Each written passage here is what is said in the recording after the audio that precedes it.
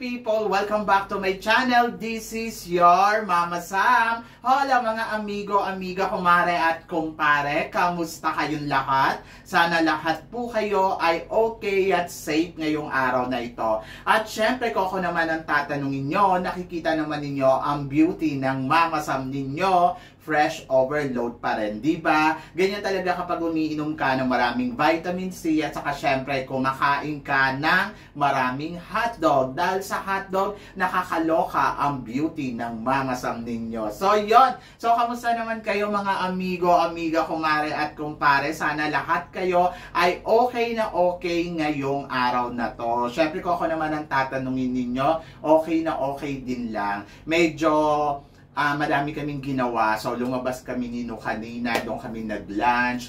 Tapos, syempre, masarap yung kinain namin. Charot. So, yun, na-enjoy ko yung kinain namin. And then, of course, ano pa ba? Ayun, so, wala naman. Dito lang, sobrang init ng panahon. Nakakaloka yung init ng panahon. No, talagang hindi ko talaga siya kinakaya. Kanina, grabe sa labas. Talaga yung ramdam mo talaga na naglilihab yung apoy ng araw. So sana lahat kayo mag-ingat, lalo na sa Pilipinas daw, napakainit din daw. So dito din sa Thailand napakainit. Sabi ko nga, grabe yung init ng panahon ngayon. So thanks God at may aircon dito. Paano kung wala? Diyos ko, high blood ka na ng bonggong-bongga. So yon, so kaya ingat-ingat lang tayo sa panahon dahil hindi to nakakabuti sa atin. Uminom kayo ng maraming tubig.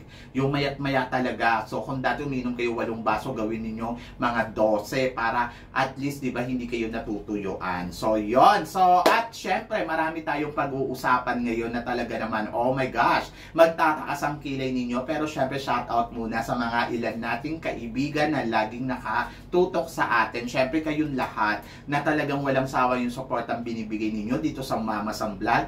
And then, of course, kay Ronalito, Bayani. So, shout out sa kanya. And then, of course, kay Christine Ann Perez. And then, of course, gusto ko din i-shout out si Ronalito Bayani na talaga naman, ay nako, Ron. So, thank you so much for watching me. And then, of course, si Christine Ann Perez na lagi din talagang nakatutok dito araw-araw, lagi-lagi. So, yan. At eto na, syempre, marami akong hatid sa inyong chika na talaga naman, oh my gosh, magtataas ang kilay ninyo sa pag-uusapan natin ngayon. Kaya guys, huwag na nating patagalin ang ating mga chika. Para sa unang chika, Mama Sam, Kun-an, malapit nang pumunta ng Pilipinas. Tingin mo, Mama Sam, sino ang mapipisil niyang kandidata para sa taon na to ngayon ng Miss Universe Philippines for 2024. Oh my gosh, syempre marami tayong i-offer sa kanyang mga beauty. Syempre, di ba? Andiyan dyan si Victoria Velasquez Vincent. So siguro naman magagandahan siya kay Victoria Velasquez Vincent. Nandiyan dyan din syempre si Alexi Brooks na talaga naman, oh my God, isa din to sa mga pinagmamalaki natin Black Beauty. Andiyan dyan din si Atisa Manalo na talaga naman mukhang berhen. So for sure magugustuhan niya yan. And then si Carla Carter, di ba? Na ang ganda-ganda. At saka syempre si Miss Cebu, si Kainta, ayan. So maraming mga kandidata. At saka si Chelsea Manalo. So syempre yung 53 candidates na ang ipapakita natin kay Kun-an. And then of course, mapaproud siya sa ganda ng Pilipina, di ba? And then of course, i-welcome natin siya ng bonggang-bongga na talaga naman. Alam mo yon, syempre iba pa rin yung hospitality ng Pilipino. So aminin natin yan. So ipadama natin yan kay Miss Universe at saka syempre sa may-ari ng Miss Universe na si Kun-an. So welcome to the Philippines. So yan. Kaya syempre kayo din, wag na muna kayo mambash kay Kun-an at kung ano-ano yung mga sasabihin ninyo mga negatibo. Just welcome na lang kay Kun-an. Diba? So yon, so masaya yan. And then para naman sa sumunod natin chika, Mama Sam, sa mga taga Binibining Pilipinas, tingin mo this year Binibining Queen kaya ang makakuha ng corona ng Miss Universe Philippines? To be honest, dominant ang mga kandidata ngayon dito sa Binibining Pilipinas. Nagaling sa Binibining Pilipinas. Syempre, nakita naman ninyo, syempre si Miss Pampanga, si Kainta, si Taguig, sino pa ba? Si Quezon Province, si Cebu, si Laguna, di ba? So maraming kandidata na galing sa Binibining Pilipinas na nagko-compete ngayon. At sana maibigay nila dito sa taga Binibini ang corona ng Miss Universe Philippines, lalo na ngayon nagdiriwang ng 60th anniversary ang Binibining Pilipinas, di ba? So yun, so tignan natin kung ang makokoronahan ba dyan ay taga Binibining Pilipinas. So I'm so excited. Excited ako sa mga girls na nagko-compete dito ngayon sa Miss Universe Philippines. So yun, sana ito na ma-prove na ng Binibining Pilipinas organization na wala silang kinikilingan kahit saan ka pa galing, kahit galing ka pa sa Miss Earth, so Miss World Philippines, o kaya sa Binibining Pilipinas, di ba? Kasi welcome nila yan dyan. So, ibig sabihin, kapag welcome nila, ay kayang manalo, di ba? So, depende na yan sa girls kung sino. So, malay nyo, this year, may taga Binibini na magwagi. And then, para naman sa sumunod na chika, Mama Sam, kay Miss Zambales at kay Talisay, sino sa nakikita mo na papasok sa semifinals ngayon na Miss Universe Philippines? Of course, silang dalawa. Gusto ko silang dalawa ang maka-eksena sa semifinals ng Miss Universe Philippines. Si Talisay, nakikita naman natin na sobrang ganda talaga at may laban siya kasi yung mga paandar din niya. And then of course, syempre gusto ko din talaga si Zambales. Isama mo pa si Palawan, gusto ko rin yan. Si Palawan kasi di ba nakikita natin na sobrang galing din. And then gusto ko din na isama nila dito syempre yung mga taga yung Filipino community from abroad, so Australia, si Florida, so yan, gusto ko yan. And then si Southern California, Northern California, so si Hawaii, nako, ang ganda-ganda ni Hawaii. Sana mabigyan sila ng chance talaga na makalusot sa semifinals. And of course, si Miss Bulacan, Chelsea Manalo, isa to sa mga, Diyos ko, dinidream ko na sana talaga mauwi niya yung corona ng Miss Universe Philippines. Charot lang. So yun, so depende kay ano yan, depende yan kay Chelsea Manalo kung paano niya ilalaban yung sarili niya. Pero isa siya sa mga talagang sentimental favorite ko sa competition na to. So yon, laban lang, kayang-kaya yan ni Chelsea Manalo. So I'm so excited for her.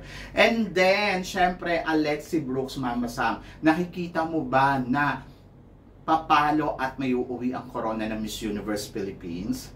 Si Alexi Brooks, to be honest, nakikita naman natin na talagang umaarangkada sa competition na to. Yes, kayang-kaya naman. Hindi naman na masasabi mo na mahina yung laban ni Alexi. Malakas ang laban ni Alexi, lalo na pag dumating niya sa Q&A. Oh my God, talagang magpapasabog yan ng bonggang-bongga.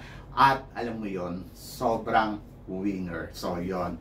And then, tignan natin kung ano ang ipapakita nila Alexi sa competition. And then, malalaman natin yan sa Grand Finals. Malapit na, di ba? So, yon, laban lang Alexi. So, nakikita naman natin yung sakripisyo niya dito sa pageant.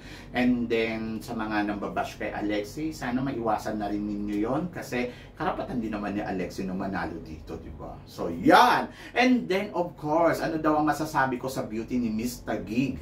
Si Miss Taguig, to be honest ha, nakita ko yung mga bagong photos niya yung naka-swimsuit siya. Oh my gosh! Ang Diyosa niya.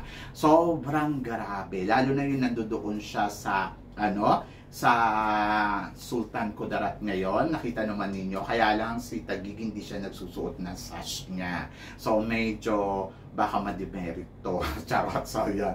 So, sana yung mga girls, wag nilang kakalimutan na magsuot ng sash anywhere, everywhere, kasi isa yan sa mga importante, yung may suot kang sash, di ba? So, yun. So, kanina wala siyang suot na sash, nakita ko yung photos. Charot. Pero, syempre, si Taguig, isa to sa mga, talagang inaabangan ko sa coronation night kasi syempre makikipagsuntukan niya ng bonggong-bongga. Charot. So, ako sana madagdagan yung kanyang pasarela ng todo-todo. Ganda kasi ng katawan, grabe.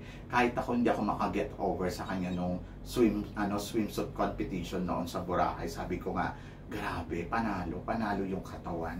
Ang ganda ng tindig, di ba? So, yon. So, alamin natin yan at tignan natin kung ano ang ang eksena niya sa Miss Universe Philippines. O, di ba? So, para naman sa sumunod na chika, Mama Sam Arbony. So, nasa Pilipinas. Bakit kailangan ni Arbony umeksena sa Pilipinas ngayon?